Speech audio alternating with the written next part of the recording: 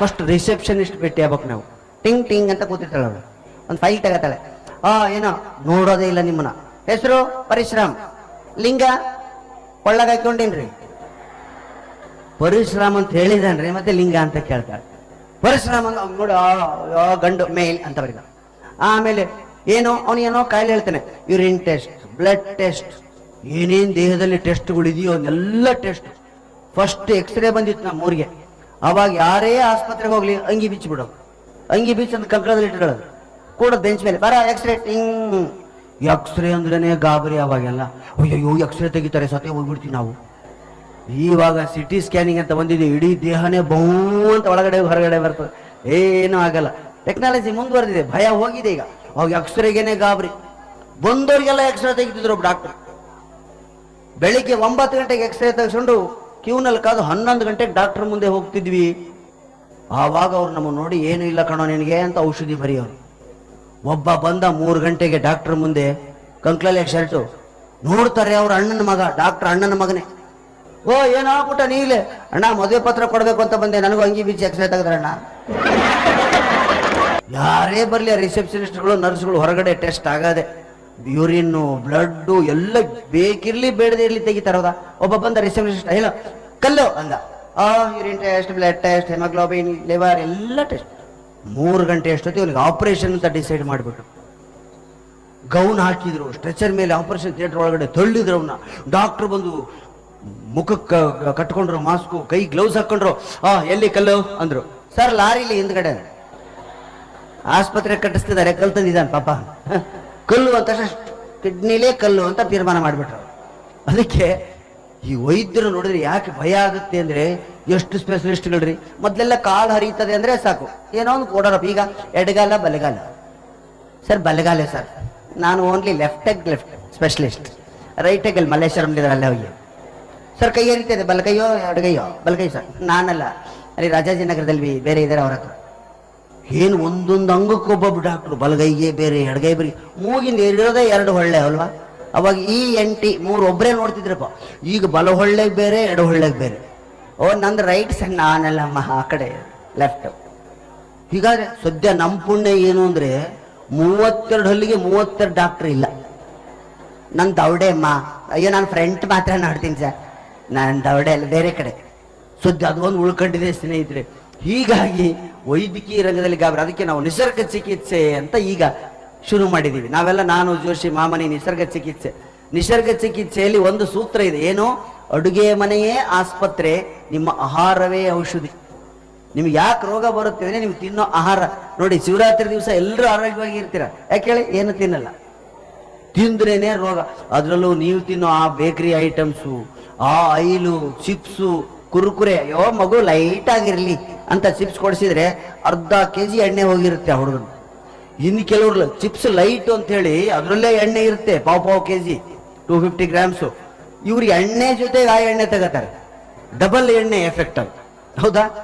ಅದಕ್ಕೆ ಸ್ನೇಹಿತರೆ, ನಿಸರ್ಗ ಚಿಕಿತ್ಸೆ ಕಡೆ ನೀವು ಗಮನ ಕೊಟ್ರೆ, ವಾಕಿಂಗ್ ಮಾಡಬೇಕು. ಗಂಡಸರೇ ಜಾಸ್ತಿ ವಾಕಿಂಗ್, ಹೆಣ್ಮಕ್ಳು ಮಾಡೋದೇ ಇಲ್ಲ. ಯಾಕಂದ್ರೆ ಹೊಟ್ಟೆ ಬರೋದು ಇವರಿಗೆ, BP ಇವರಿಗೆ, ಶುಗರ್ ಇವರಿಗೆ. ಹೆಣ್ಮಕ್ಳಿಗೆ ಏನಿಲ್ಲ, ಮಾತೇ ಅವ್ರ ಬಂಡವಾಳ, ಮಾತೇ ಅವ್ರ ಆರೋಗ್ಯ. ಮಾತಾಡೋನಿಗೆ ರೋಗ ಇಲ್ಲ. ನಾವು ಚಿಕ್ಕವರಿದ್ದಾಗ ಕಪ್ಪೆ ಕಲ್ಲೆಸಿತಿದ್ವಿ. ಯಾರೋ ಒಬ್ರು ಬಂದ್ರು, ಕಪ್ಪೆ ಕಲ್ಲೆಸಿ ಬರ್ಕೊಂಡ್ರು. ಯಾಕೆ?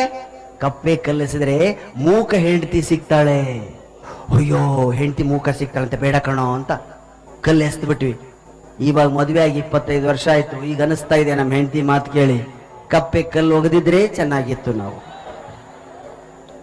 ನಮ್ಮ ಬದಲಿಗೆ ಹೆಂಡತಿರು ಎಸ್ದು ಬಿಟ್ಟಿದ್ದಾರೆ ಕಲ್ಲು. ಹೀಗಾಗಿ ಗಂಡಕ್ಕೆ ಸೈಲೆಂಟ್, ಅವನಿಗೆ ಬಾಯಿ ಹೋಗಿದೆ. ಗಂಡ ಏನು ನಿಮ್ಗೆ ಏನೇ ಗೊತ್ತಿರಲ್ಲ, ಸುಮ್ಮನೆ. ಈಗ ತಾನೇ ವಾಟ್ಸಪ್ಪಲ್ಲಿ ಒಂದು ಮೆಸೇಜ್ ಬಂತು, ಜಂಡು ಬಾಂಬ್ ಅಂದ್ರೆ ಏನು ಅಂದ್ರೆ ಮದುವೆ ಆಗದೆ ಇರೋರು ಆದವ್ರದ್ದು ವ್ಯತ್ಯಾಸ ಕೊಟ್ಟಿದ್ದಾನೆ. ಜಂಡು ಬಾಂಬ್ ಹೇಗಿರುತ್ತೆ ಅಂದ್ರೆ, ಮದುವೆ ಆದವ್ರಿಗೆ ಘಮಘಮ ಅಂತ ವಾಸನೆ ಬರ್ತದೆ, ಆಗದೆ ಇರೋದವ್ರಿಗೆ. ಆದವ್ರಿಗೆ ಉರಿ. ಹೌದಾ? ಜಂಡು ಬಾಂಬ್ ಹಚ್ಕೊಂಡವ್ರಿಗೆ ಉರಿ, ವಾಸನೆ ಚೆನ್ನಾಗಿರುತ್ತೆ. ಮದುವೆ ಆದವ್ರ ಪರಿಸ್ಥಿತಿ ಜಂಡು ಬಾಂಬ್ ಹಚ್ಕೊಂಡವ್ರ ತರ.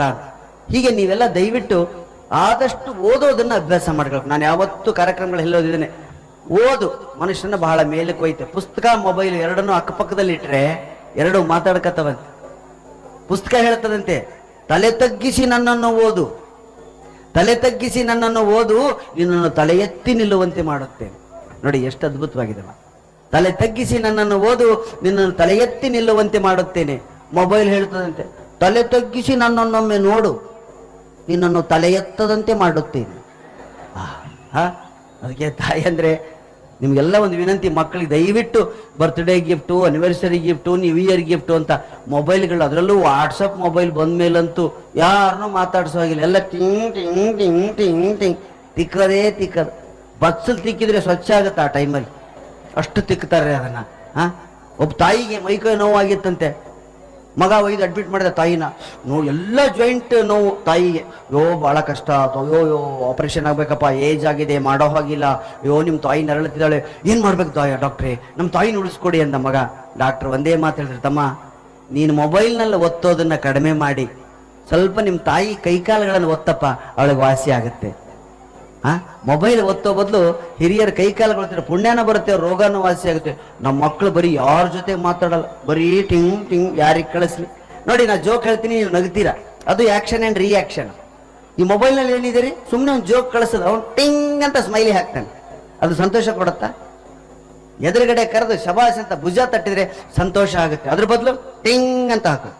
ಚೆನ್ನಾಗಿಲ್ಲ ಅಂದ್ರೆ ಟಿಂಗ್ ಅನ್ನೋದು.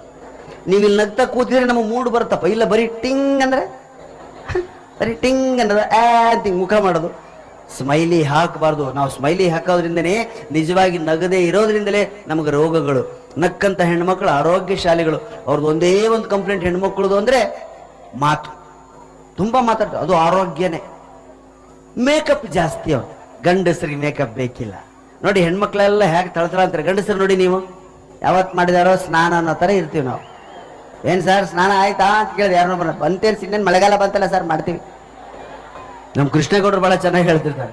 ಹಳ್ಳಿಗಳ ಕಡೆ ನಾನು ಭಾಳ ಕ್ಲೀನ್ ಅಂದರೆ ಕ್ಲೀನ್ ಗೌಡ್ರೆ, ತುಂಬ ಕ್ಲೀನ್ ನಾನು. ನನಗೆ ವಾರಕ್ಕೊಂದ್ಸರಿ ಸ್ನಾನ ಮಾಡದಿದ್ರೆ ಸಮಾಧಾನನೇ ಆಗಲ್ಲ. ವಾರಕ್ಕೊಂದ್ಸರಿ ಸ್ನಾನ. ಅದಕ್ಕೆ ಸ್ನೇಹಿತರೆ, ಹೆಣ್ಣು ಮಕ್ಕಳು ತುಂಬ ಕ್ಲೀನ್ನೆಸ್ ಮೇಂಟೈನ್ ಮಾಡ್ತಾರೆ. ಬ್ಯೂಟಿ ಪಾರ್ಲರ್ಗೆ ಅವರೇ, ಗಂಡಸರು ಬ್ಯೂಟಿ ಪಾರ್ಲರ್ಗಳಿಲ್ಲ, ಇದ್ರೂ ಹೋಗೋರು ಕಡಿಮೆ.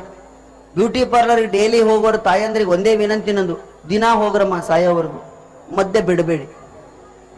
ಕಂಟಿನ್ಯೂ ಹೋಗಿ ಮಧ್ಯೆ 5 ದಿವಸ ಬಿಟ್ರೆ ನಿಮ್ಮ ಮುಖ ನೋಡ್ಕೊಳ್ಳಿ, ನಿಮ್ಮ ಮುಖ ಆನೆ ಹಿಂಭಾಗ ಆದಾಗ ಆಗಿರ್ತದೆ. ಅದಕ್ಕೆ ದಯವಿಟ್ಟು ರೆಗ್ಯುಲಾರಿಟಿ ಮೇಂಟೈನ್ ಮಾಡಿರಲಿಲ್ಲ. ನಮ್ಮ ಗಂಡಸರಾಗಲ್ಲ ನೋಡಿ, ಎಲ್ಲೆಲ್ಲಿದೋ ಸೀರೆ ತೆಗೆದು ಉಟ್ಕೊಂಡು ಒಡವೆಗಳು ಹಾಕೊಂಡು ಖುಷಿಯಾಗಿ ಬರ್ತಾರೆ, ಬಂಗಾರ ತರ ಕಾಣ್ತಿರ್ತಾರೆ. ಮೋದಿಯವರು ಸರ್ಕಾರದಲ್ಲಿ ಇವೆಲ್ಲ ಹುಷಾರಾಗಿರ್ಬೇಕು. ನೋಟ್ ಬ್ಯಾನ್ ಆಯ್ತು ಗೊತ್ತಾ ನಿಮಗೆ? ಬಂಗಾರನೂ ಬ್ಯಾನ್ ಮಾಡ್ತಾರೆ. 200 ಗ್ರಾಮ್ಗಿಂತ ಜಾಸ್ತಿ ಬಂಗಾರ ಹಾಕೊಳ್ಳೋ ಹಾಗಿಲ್ಲ. 200 ಗ್ರಾಮ್ಗಿಂತ ಜಾಸ್ತಿ ಬಂಗಾರ ಹಾಕೊಂಡ್ರೆ ನೀವೆಷ್ಟೇ ಬೆಳಗಿದ್ರು ನಿಮ್ಮನ್ನ ಕಪ್ಪು ಮಹಿಳೆ ಅಂತ ತೀರ್ಮಾನ ಮಾಡ್ತಾರೆ. ಬರೀ ಮೋದಿಯವರು 500,000 ನೋಟ್ ಬ್ಯಾನ್ ಮಾಡಿದ್ರು. ನಾನು ಹೇಳ್ತೀನಿ, ಫೇರ್ ಅಂಡ್ ಲವ್ಲಿ ಬ್ಯಾನ್ ಮಾಡಿ. ಫೇರ್ ಅಂಡ್ ಲವ್ಲಿ ಬ್ಯಾನ್ ಮಾಡಿದ್ರೆ ಕಪ್ಪು ಮುಖಗಳೆಲ್ಲ ಬಯಲಿಗೆ ಬರ್ತದೆ. ಎಷ್ಟು ಅದ್ಭುತವಾಗಿ.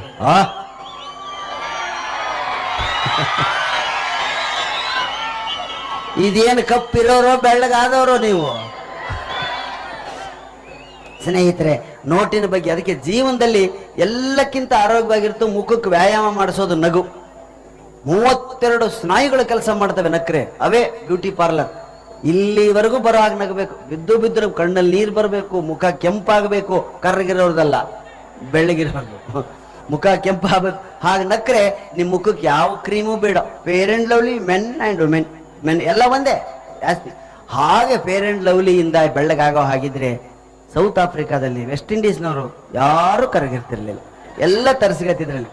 ಅಷ್ಟೇ ಯಾಕೆ ನಂದೇ ಉದಾಹರಣೆ ತಗೊಳ್ಳಿ. ಫೇರ್ ಅಂಡ್ ಲವ್ಲಿ ಹಚ್ಕೊಂಡ್ರೆ ಬೆಳ್ಳಗಾಗೋ ಹಾಗಿದ್ರೆ ನಾನು ಯಾವತ್ತೋ ಬೆಳ್ಳಗಾಗಬೇಕಾಗಿತ್ತು. ಆಗಲ್ಲ. ನಾವು ಅದಕ್ಕೆ ಹಸಿ ತರಕಾರಿ ಜಾಸ್ತಿ ತಿನ್ನಬೇಕು, ಕಚ್ಚಾ ಆಹಾರಗಳನ್ನ ಜಾಸ್ತಿ ಸೇವಿಸಬೇಕು, ಆದಷ್ಟು ಕರಿದ ತಿಂಡಿಗಳನ್ನ ಕಡಿಮೆ ಮಾಡಬೇಕು, ಎಲ್ಲಕ್ಕಿಂತ ಹೆಚ್ಚು ನಗಬೇಕು. ನಾವು ನಿಮ್ಮನ್ನು ನಗಿಸಿ ನಾವೇ ನಗು ಮರ್ತಿದೀವಿ. ನಾವು ಬರೀ ಓಡಾಡ್ತೀವಿ. ತಾಯಂದ್ರಂತೂ ಅಡ್ವರ್ಟೈಸ್ಮೆಂಟ್ಗಳು ನೋಡಿ ಅದೇ ಥರನೇ ತಗೋತಾರೆ. ಹಿಂಬಡಿ ಬಿರುಕು ಬಿಡುತ್ತೆ, ನಿಮಗೆ ಗೊತ್ತಲ್ಲ? ಆ ಹಿಂಬಡಿ ಬಿರುಕು ಬಿಡೋದು ಏನು ದೊಡ್ಡ ಕಾಯಿಲೆ ಅಲ್ಲ. ನೀವು ನೀರು ಜಾಸ್ತಿ ಕುಡಿಯಲ್ಲ ಅಂತ ಸೂಚನೆ. 4 ಲೀಟರ್ ನೀರು ದಿವಸ ಕುಡೀರಿ. ಹಸಿ ತರಕಾರಿ ತಿನ್ನಿ. ಏನೂ ಬೇಡ ಅಂದ್ರೆ 1 ಚಮಚೆ ಉಪ್ಪನ್ನ, ಅಡಿಗೆ ಉಪ್ಪನ್ನ ಬಿಸಿ ಬೆಚ್ಚಗೆ ನೀರು ಲ್ಯೂಕೋರ್ ವಾಟರ್ನಲ್ಲಿ ಹಾಕಿ ಪಾದ ಮುಳುಗೋಷ್ಟು ನೀರಲ್ಲಿ ಇಟ್ಕೊಂಡು 15 ನಿಮಿಷ ಕೂತ್ಕೊಳ್ಳಿ. ಸೀರಿಯಲ್ ನೋಡ್ತಾ ಕೂತ್ಕೊಳ್ರಮ್ಮ. ಗಂಟೆ ಆದ್ರೂ ಹೇಳಲ್ಲ ನೀವು. ಗಂಡನೇ ಬಂದು ತೆಗಿಯ ಪ್ರಾಣೇಶ್ವರ ಬುದ್ಧಿ ಇಲ್ಲ, ನಿನಗೊಂದು ಬುದ್ಧಿ ಇಲ್ಲ, ಕಾಲೆಲ್ಲ ಸೆಲ್ತ ಹೋಗ್ತಾ ಇದೆ ಕಾಲ ಬಿರುಕೆಲ್ಲ ಹೋಗುತ್ತೆ. ನೀವು ಹಾಗೆ ಮಾಡಲ್ಲ. ಅಡ್ವರ್ಟೈಸ್ಮೆಂಟ್ಸ್ ನೋಡ್ತೀರಿ, ಯಾವುದು ಟಿಂಗ್ ಅಂತ ಒಬ್ಬಳು ಡ್ಯಾನ್ಸ್ ಮಾಡ್ತಾಳೆ, ನೋಡ್ತಾಳೆ, ಅತ್ತಿಗೆ ನಿನ್ನ ಕಾಲಲ್ಲಿ ಬಿರುಕಿದೆ. ಏನು ಭೂಮಿನ ಬಿರುಕ್ಬಿಟ್ಟ, ಕಾಲ್ ಬಿರುಕಿ ಭೂಮಿ ಬಿಟ್ಟಿರೋ ತರ ಮಾತಾಡ್ತಾಳೆ. ಏನು ಮಾಡಲಿ ಅಂತ ಅವಳು ಕೂಡ್ತಾಳೆ.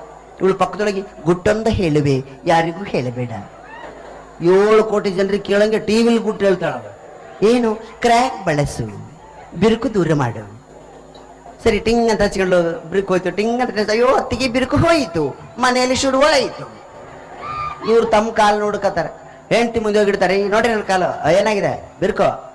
ಅವ್ನು ನಿಮ್ಮ ಮುಖಾನೇ ನೋಡಲ್ಲ, ಅಂತದ್ರಲ್ಲಿ ಹಿಮ್ಡಿ ಬಿರುಕು ನೋಡ್ತಿದ್ದಾನ. ಏನೀಗ ಕ್ರಾಕ್ ತಗೊಂಬನ್ನಿ. ಮೊದಲೇ ಅವನು ಕ್ರಾಕ್, ಇನ್ನೊಂದು ಕ್ರಾಕ್ ಅವನಿಗೆ ತಗೊಂಬ ಅಂದ್ರೆ ಹೇಗೆ ಆಗಬೇಡ.